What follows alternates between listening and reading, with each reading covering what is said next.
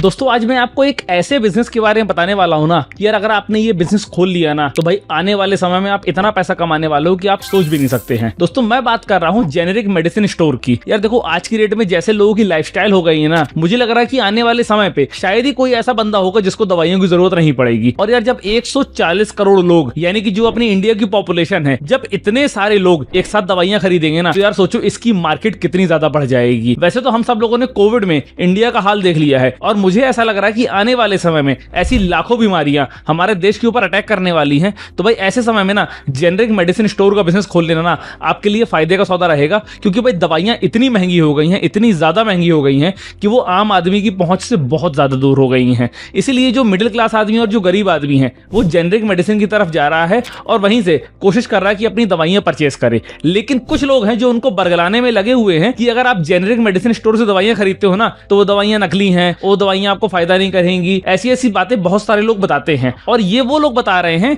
जिनका generic medicine store से business ठप हो रहा है। यानी कि प्रधानमंत्री जी की जो योजना है प्रधानमंत्री जन औषधि केंद्र, उससे बहुत सारी प्राइवेट कंपनीज को नुकसान हो रहा है। इसी वजह से वो जनता में ये भ्रम फैला रहे हैं कि जेनेरिक मेडिसिन स्टोर की दवाइयां नकली हैं। लेकिन आज मैं आपको इस वीडियो में सच्चाई बताता हूं और आपको यह भी बताऊंगा कि कैसे आप जेनेरिक मेडिसिन स्टोर का बिजनेस स्टार्ट कर सकते हैं। देखिए सबसे पहले हम लोग समझते हैं कि जेनेरिक दवा होती क्या है। देखो जब भी आपको बुखार आता है ना तो यार आप किसी मेडिकल स्टोर में जाते हो या किसी डॉक्टर के पास जाते हो, उसको दिखाते हो और वो आपको पैरासीटामोल देता है। यानी कि पैरासीटामोल एक ऐसा सॉल्ट है जो आपकी बॉडी के टेम्परेचर को डाउन करता है। यानी कि पैरासीटामोल अगर किसी भी दवाई में होगा तो भाई वो आपके शरीर में काम करेगी और आपको ठीक करेगी। अब यार हम सब लोगों ने देखा था कि कोविड में डोलो की बहुत शॉर्टेज हो गई थी, क्योंकि हर आदमी डोलो के पीछे भाग रहा था। भाई डोलो तो एक ब्रांड था, लेकिन उस डोलो के अंदर पैरासीटामोल नाम का सॉल्ट था। यानी कि अगर आप डोलो की जगह कोई ऐसी दवाई भी ले लेते जिसमें पैरासीटामोल होता ना, भाई वो भी आपके शरीर में काम करती। लेकिन भाई लोगों की तो आदत है भीड़ के पीछे भागना। एक बंदे ने डोलो चिल्ला दिया, लग गए सब डोलो के पीछे। यार आपको ठीक डोलो थोड़ी करेगी, आपको ठीक करेगा पैरासीटामोल। उसी तरीके से ना जेनेरिक मेडिसिन में ना उनके सॉल्ट होते हैं। यानी कि जैसे डोलो में पैरासीटामोल है उसी तरीके से जेनेरिक दवाइयों में भी पैरासीटामोल होगा, बस उस पर कोई ब्रांड नहीं लगा होगा, उस पर कोई लेबल नहीं लगा होगा। इसी वजह से वो दवाई सस्ती रहती है। और भाई ये दवाई मार्केट में 50% से लेकर 80% तक सस्ती मिल जाती हैं, क्योंकि वो जेनेरिक सॉल्ट पे बनी होती हैं। और उन्हीं दवाइयों पे भाई आप किसी बड़े ब्रांड का लोगो लगा दीजिए, आप सिप्ला लगा दीजिए, हिमालय लगा दीजिए, कोई भी बड़ी कंपनी आप ले आइए उसका लोगो लगा दीजिए,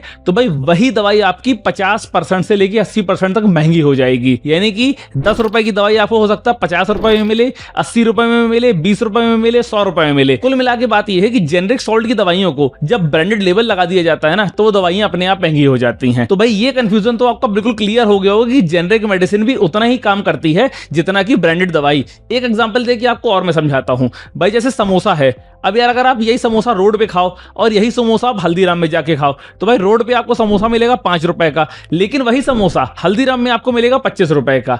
हो सकता है कि 25 रुपए वाले समोसे में थोड़ी सी क्वालिटी अच्छी हो, लेकिन यार एक बात बताओ, अगर आप रोड वाला 5 रुपए का समोसा खाओगे और हल्दीराम वाला 25 रुपए का समोसा खाओगे तो क्या दोनों में ये अंतर आएगा कि आपका पेट आपका कम भरेगा, एक में पेट आपका ज्यादा भरेगा? नहीं भाई, दोनों में ही पेट आपका भरेगा। बस दोनों में अंतर यह है कि एक नॉन ब्रांडेड है और एक में हल्दीराम का लोगो लग गया है। इस वजह से उसकी कीमत 5 गुना से ज्यादा बढ़ गई है। यही अंतर है जेनेरिक मेडिसिन में और ब्रांडेड मेडिसिन में। सॉल्ट सेम है, वो आपको ठीक करेगी, आपकी बीमारी ठीक करेगी, बस उसमें ब्रांड का लोगो नहीं लगा है, इस वजह से वो आपको सस्ती मिल रही है।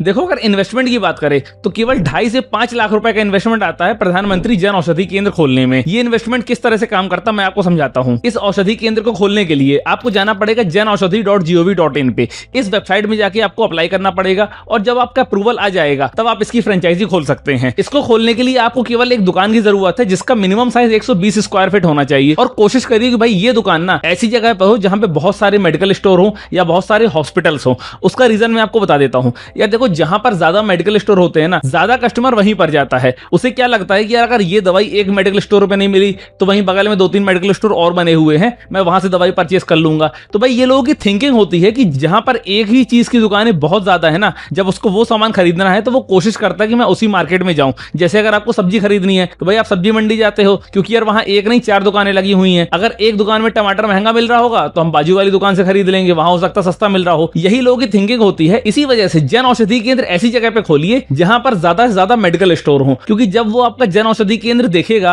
और एक बार अगर आपके पास आ गया बाई चांस गलती से भी और आपने उसको दवा 50 से 80% सस्ते दामों पे दे दी, तो भाई वो आपका कस्टमर बन जाएगा और बार बार आके आप ही के यहाँ से दवाई परचेस करेगा। तो भाई जो 120 स्क्वायर फीट की दुकान है ना, अगर वो आपकी खुद की है तो भाई बहुत अच्छी बात है, नहीं तो आप 5 से 10 हजार रुपए में कोई मार्केट एरिया में दुकान किराए पे ले सकते हैं। अगर आपको मेन मार्केट में नहीं मिल रही तो भाई थोड़ा सा साइड में ले लेना, उसके बोर्ड लगा के उसकी ब्रांडिंग करके अच्छी सी मार्केटिंग कर देना, जिससे लोग वहां तक आपकी दुकान पहुंच जाए और आपसे दवाइयां परचेस करने लगे। इसके अलावा इस बिजनेस को स्टार्ट करने के लिए आपको एक डिग्री चाहिए होगी। वो डिग्री आप डी फार्मा भी ले सकते हैं, बी फार्मा भी ले सकते हैं। ये डिग्री लगा के आप एज ए फार्मासिस्ट अपनी दुकान में बैठ सकते हैं। अगर आपके पास ये डिग्री नहीं भी है ना, तो भाई एक कोई छोटा सा फार्मासिस्ट हायर कर लेना जिसके पास ये डिग्री है। लोग वैसे किराए की डिग्री भी लगा लेते हैं, लेकिन मैं आपको उसकी सलाह नहीं दूंगा। आप प्रॉपर एक फार्मासिस्ट हायर करिए जो आपकी दुकान में बैठेगा भी, क्योंकि भाई जेनरिक दवाइयों का मामला है। अगर आप इतने पढ़े लिखे नहीं हो, आपके पास बी फार्मा डी फार्मा की डिग्री नहीं है, तो भाई आप सॉल्ट नहीं पढ़ पाओगे और बिना सॉल्ट पढ़े आप दवाइयां भी नहीं दे पाओगे। तो भाई अगर आपकी खुद की डिग्री है तब तो ठीक है,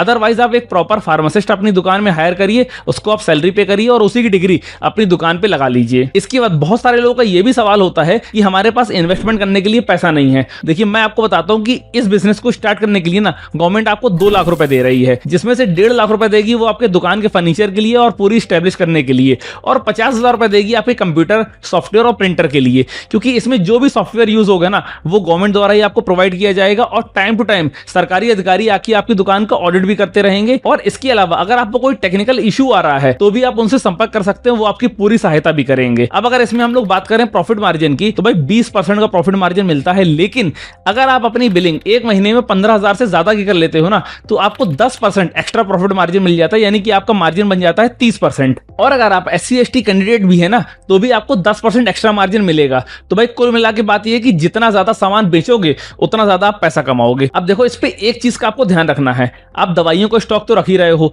आप कोशिश करो कि ज्यादा स्टॉक रखो, क्योंकि यार दवाइयां आज की डेट में बहुत टाइप की आने लगी हैं। जितनी अनगिनत बीमारियां हो गई हैं ना, उतनी टाइप की अनगिनत दवाइयां भी आने लगी हैं। तो यार आप जितना ज्यादा स्टॉक इस पे रखोगे ना, उतनी ज्यादा चांसेस है कि आपकी बिक्री होगी, क्योंकि जब कस्टमर आपके यहाँ से लौटेगा नहीं, यानी कि वो कोई भी यूनिक दवाई लेके आए और वो आपके पास अवेलेबल है, तो भाई वो कस्टमर ना आपका पक्का कस्टमर बन जाएगा। यानी कि उसको एक चीज कंफर्म हो जाएगी कि यार कैसी भी दवाई हो ना इस जेनरिक मेडिसिन स्टोर पे मिल जाती है, तो भाई फिर वो आपके पास हमेशा आने लगेगा।